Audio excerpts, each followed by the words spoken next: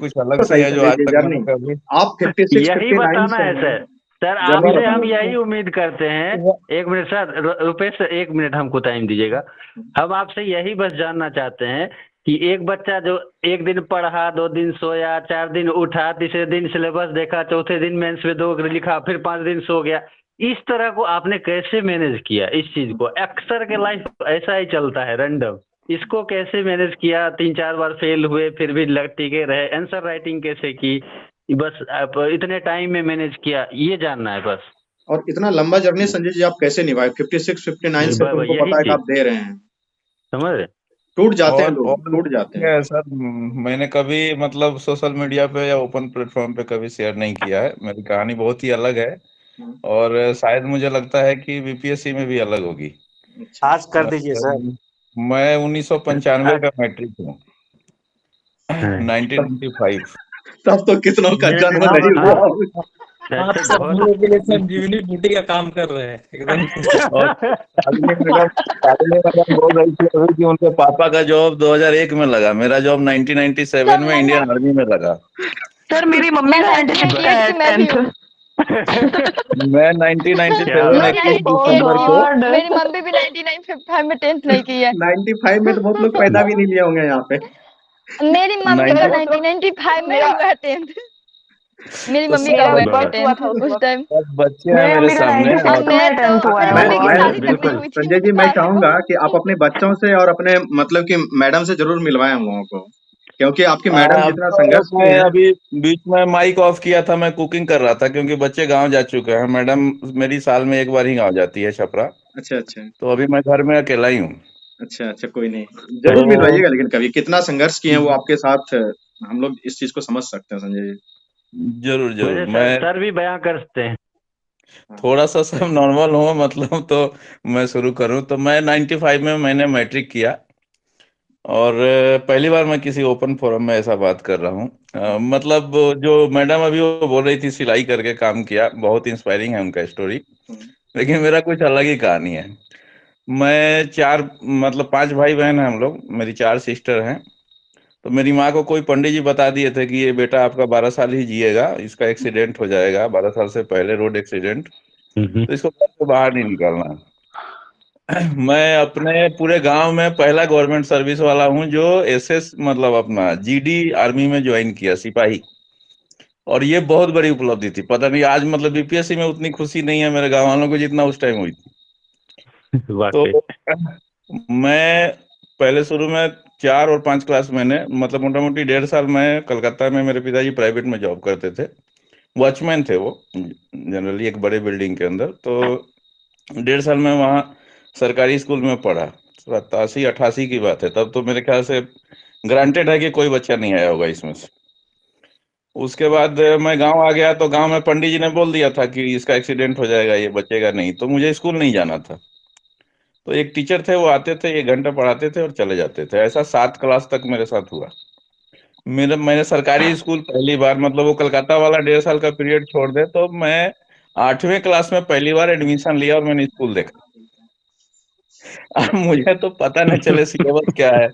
जो मेरे रुचि के जो सब्जेक्ट थे ना, मैं सिर्फ वो देखता था। मतलब जैसे मुझे सांप और ये जंगल पेड़ पौधे इसमें इंटरेस्ट है तो मैं उसको पढ़ता था। इतिहास में इंटरेस्ट है, क्यों हुआ क्या हुआ, तो उसको पढ़ता था।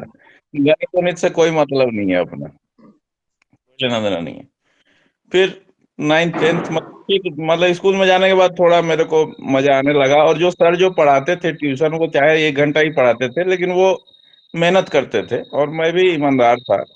मेरा बच्चा भी लगभग वैसा ही है, मतलब झूठ बोलने की आदत है नहीं। जो टास्क मिला उसको करना है, कोई किंतु परंतु नहीं, गलती हो गया तो माफी मांग लेना है।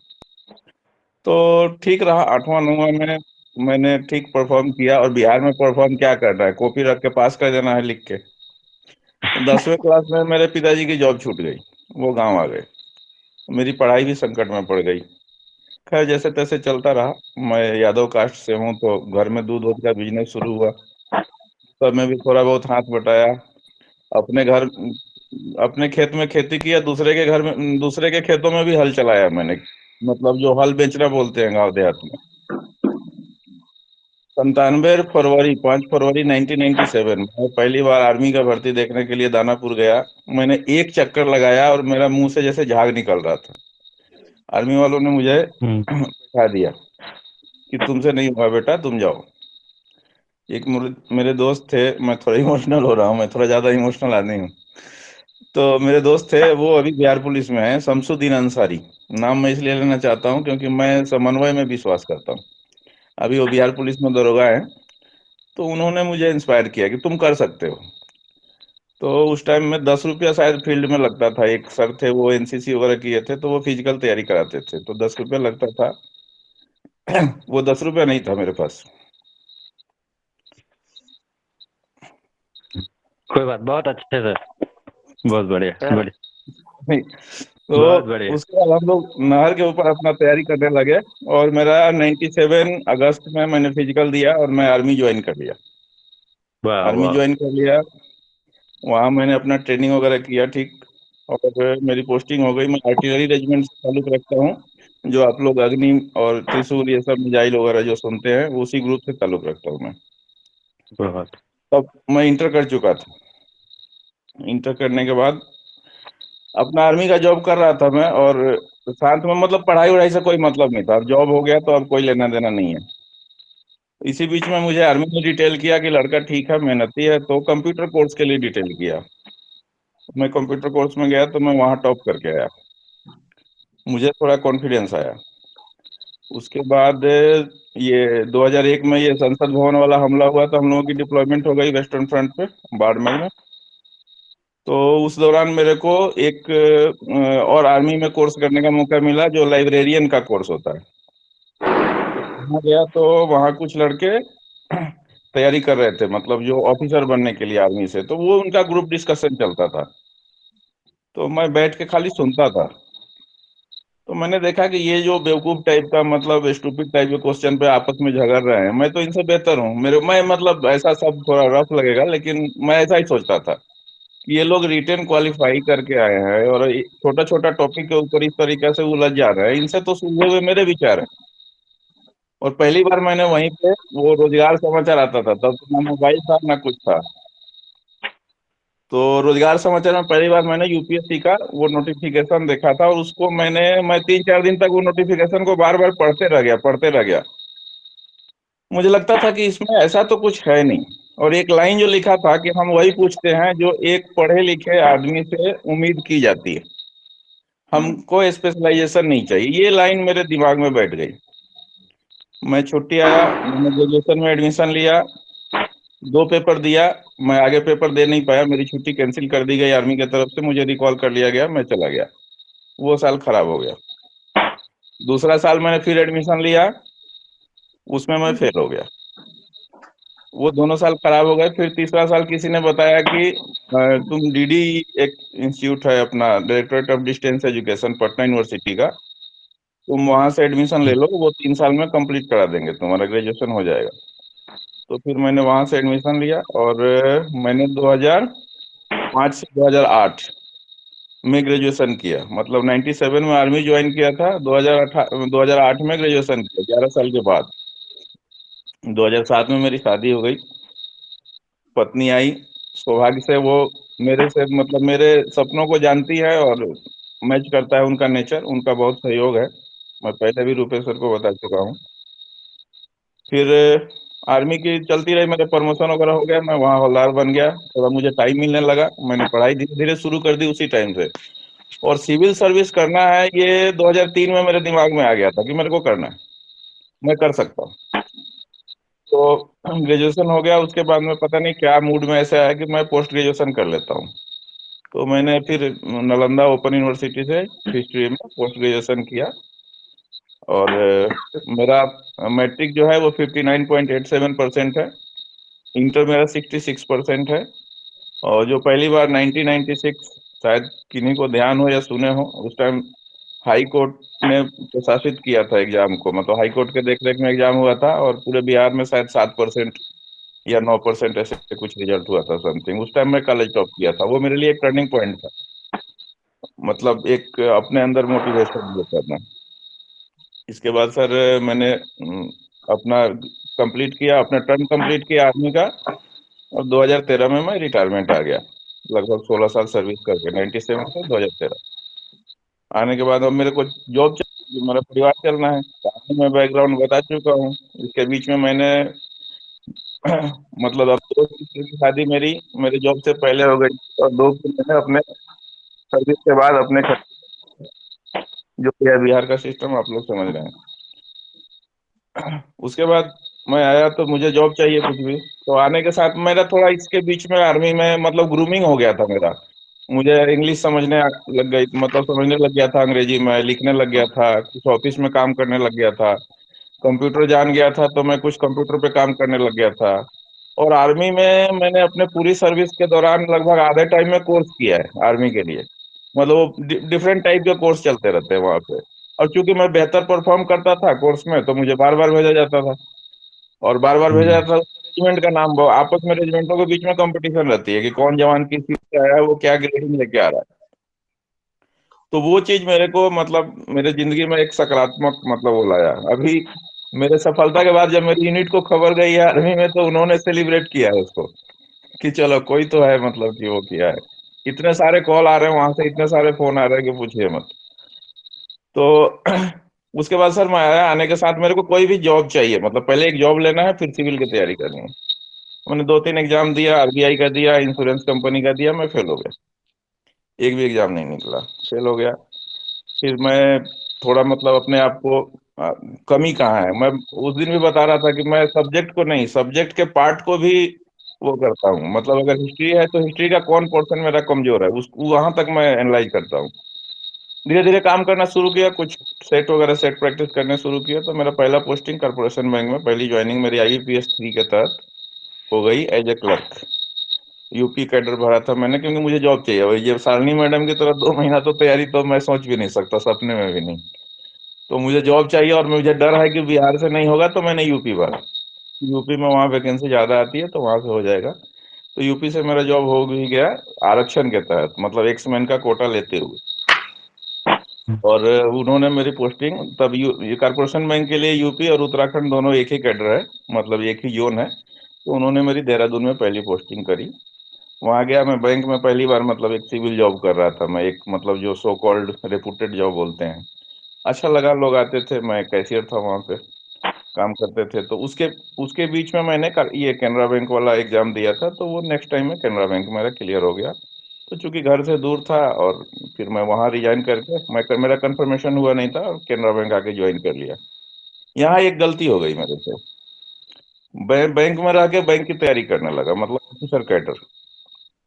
वो ना करके अगर मैं सिविल सर्विस की तैयारी करता, तो ज्यादा बेहतर रहता मेरे लिए। इसी बीच में बैंक की तैयारी करते हुए मैंने 56 to 59 दिया, जो फॉर्म 2013 या 14 में आया था, और मार्च 2015 में उसका रिटर्न हुआ था, शायद 5 मार्च 2015 को। उसके लिए मैंने एक्सटेंशन भी लिया था कॉर्पोरेशन बैंक में। और मैं पीटी दिया और चला गया, मुझे नहीं पता रिजल्ट होगा कि नहीं होगा। तैयारी मैंने बीपीएससी की नहीं करी थी, तैयारी मैंने बिहार एसएससी CGL 1 की करी थी, अच्छे से करी थी। बीपीएससी पीटी उसी में क्लियर हो गया। क्लियर होने के बाद में मैं भूल गया कि मैंने एग्जाम भी दिया है। कोई 1 साल या 1.5 साल के बाद पीटी का रिजल्ट आया, पहले ऐसे ही आता था। तो आया, तो अब मेंस देना है, मेंस देना है, कॉन्फिडेंस तो है नहीं। तो ठीक है, कुछ नोट्स वोट्स खरीदे, तो अभी इतना ऑनलाइन का जमाना था नहीं, कोई आंसर राइटिंग प्रैक्टिस नहीं, कुछ नहीं। मन में था कि पढ़ लो, अंदर रहेगा तो लिखा जाएगा, लेकिन ऐसा कभी होता नहीं है। आपको कोई थ्योरी रूप में साइकिल चलाना सिखा नहीं सकता है। आपको व्यवहारिक रूप से जब तक 2-4 बार गिरेंगे नहीं, साइकिल चलाना नहीं सीखेंगे। तो उसके बाद मैंने मेंस दिया, वो मेंस निकला नहीं। फिर वही इधर टर्न हो गया था बैंक की तैयारी में, ऑफिसर कैडर में। यूनियन बैंक मेरा पीओ निकला, बॉम्बे ज्वाइनिंग दी, तो मैं गया नहीं। फिर तब तक मेरा यहाँ का ये अपना कैनरा बैंक में ही प्रमोशन हो गया, मैं झारखंड में ही रहा। 62-63 मैंने 2 डिप्लोमा किया यहाँ, बैंकिंग फाइनेंस वाले सर को जो मैं बताया था। हम्म। CIB किया, मैं हाँ हाँ सर्टिफाइड बताया था। Associate of Indian institute of banking finance से हूँ। हम्म। तो वो मैंने किया, तो उसमें मेरा 1-2 साल बर्बाद हो गया। वो हो तो गया, वो उसमें 3 गो इंक्रीमेंट भी बढ़ जाता है, मतलब 3 साल की तनख्वाह आपको पहले ही मिलने लग जाती है। अच्छा खासा एरियर भी आता है, मेरे ख्याल से 65,000 लगभग एरियर आया था मेरे, जो कैलकुलेट होके आया था। पैसे भी पूरे मिल जाते हैं, किताब के, फी के, सब कुछ। तो ये छोटे छोटे मतलब बातें थी जो मेरे को डिस्ट्रैक्ट करती रही। मैं चाहूंगा कि कोई जॉब में है तो इन छोटी बातों में ना फंसे, अगर आपका लक्ष्य बड़ा है तो। फिर 62 63 मेरा पीटी नहीं निकला, 64 पीटी निकला, मेंस नहीं निकला। फिर 65 66 मेरा ट्रांसफर हो गया, पत्नी अलग मैं अलग, अब अकेले कुकिंग करना है, सब कुछ देखना है। और मुझे वहाँ थोड़ा पोर्टफोलियो में पिछले उसमें भी बताया था, मिल गया एडवांसेज वाला, हम्म, वो bank guarantee, letter of credit और एडवांसेज, जी ये सब तो मैं रात में भी बताइए। दिमाग में चलता रहता है। उसको 1 करोड़ दिया, उसका कंफर्मेशन आया कि नहीं आया, वो दिमाग में टेंशन रहता है। तो उस बीच में 2 पीटी नहीं हुआ, 65 66 निकल गया, समय निकलते रहा। अब 67 मैंने दिया था, मेरे भी 112 नंबर थे, शालिनी मैडम के बराबर। और मैं भी बीसी कैटेगरी से बिलोंग करता हूँ। और अभी मुझे 96 रैंक मिला है, मेरे 502 नंबर हैं रिटेन में, और 81 नंबर मिला है मुझे इंटरव्यू में। तो इस तरह से 96 रैंक मिला है। और इतना समय हो गया कि बहुत सारे बच्चों की इतनी उम्र होगी। मैं 97 से लेके आज तक जॉब में हूँ, बीच में 2 साल का ब्रेक लिया है। और मैं फाइनेंशियली साउंड हूँ, मतलब अभी कोई दिक्कत नहीं है। और मैं चाहता हूँ कि देखिए, परमात्मा करे, मैं बेहतर करना चाहता हूँ। मतलब मेरे अंदर वो कोई जो सिविल सर्विस को लेके लालच होता है, चाहे कुछ है, वो है नहीं। और बैंक में भी मुझे आज तक कभी मतलब किसी तरह से कोई शो कॉज का सामना नहीं करना पड़ा है, ना सेना में ना बैंक में। मैं अपना काम परफेक्ट करता हूँ। और बस यही है कहानी मेरा शॉर्ट में। लंबा में जाएंगे तो सर बहुत हो रहा रिटर्न पे थोड़ा फोकस कीजिए। आपने रिटर्न तैयारी कैसे की, ये तो समझ है। गए, हाँ, टाइम कैसे मिला?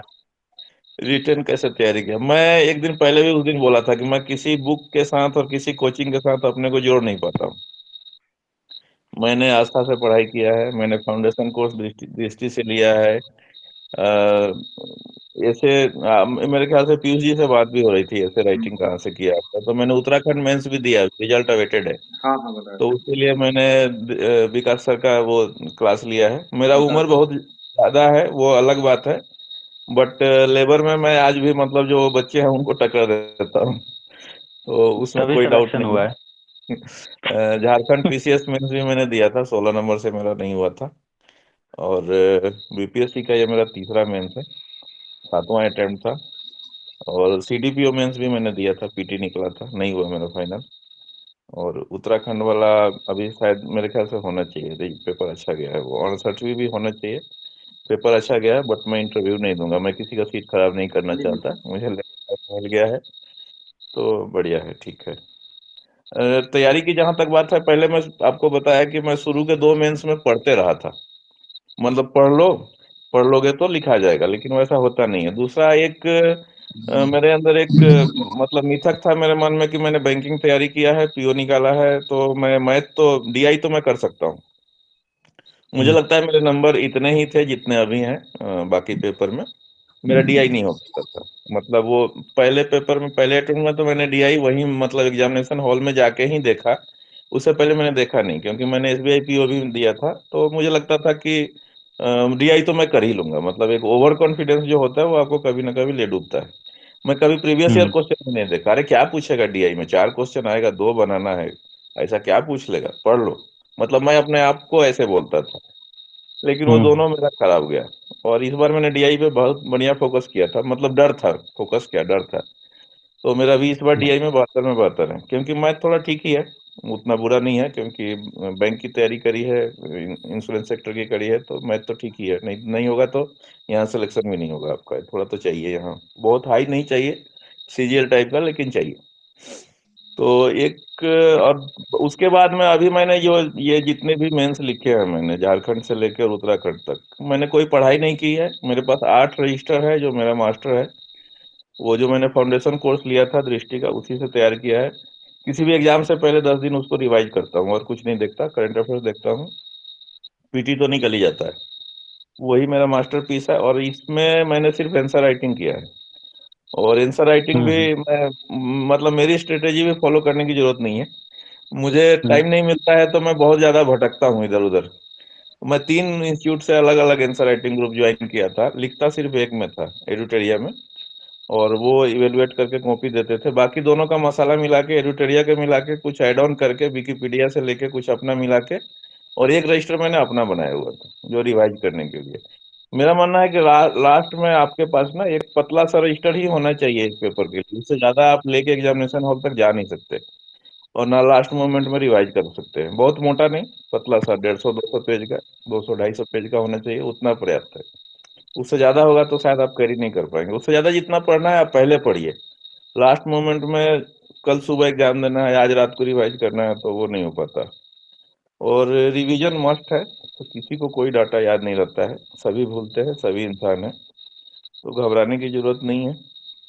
और मेरी अभी 17 साल नौकरी, मतलब मुझे अगर इस साल ज्वाइन करा देते हैं तो 17 साल में नौकरी करूंगा बीपीएससी के साथ। 16 साल मैंने तो सेना में किया, 8 साल मैंने बैंक में किया है, 24 साल से मैं मतलब जॉब में हूँ। 2 साल मैं घर में बैठा हूँ, रिटायरमेंट के बाद में मेरा ब्रेक रहता है। तो बस यही कहानी है। अभी क्या मैंने बात। रांची में अपना मकान वगैरह बना लिया है, अभी यहीं सेटल होने का इरादा था अगर बीपीएससी नहीं निकलता तो ये है मेरी कहानी। यूपी में ही है क्या सर आप? नहीं, नहीं, मैं संजय भी रांची में, रांची में है। अच्छा। ये अभी पटना रांची पुलिस में संजय हूँ। रांची में है। नहीं तो तो अगर आप स्पेसिफिकली सर किनको कोई, ये हाँ सर मुझे कुछ बोलना है तो संजय बोल दीजिए, क्योंकि नहीं, एक फिर मिनट मैं एक मिनट चली रुक जाओ, एक जाऊंगी। एक हाँ प्लीज जरूर प्लीज जरूर। प्लीज प्लीज सुमन, एक मिनट तुम बोल लो। और अमित संजय है। सर से हम कुछ कहना चाहेंगे। जी मैम। बोलिए। हाँ संजय सर, ये हम लोग का सौभाग्य है कि आप जैसे अनुभवी लोगों के साथ हम लोग का ट्रेनिंग होगा। हाँ, एक तो पहले आपके इस असीम सफलता के लिए आपको बहुत बहुत बधाई। धन्यवाद और मैम।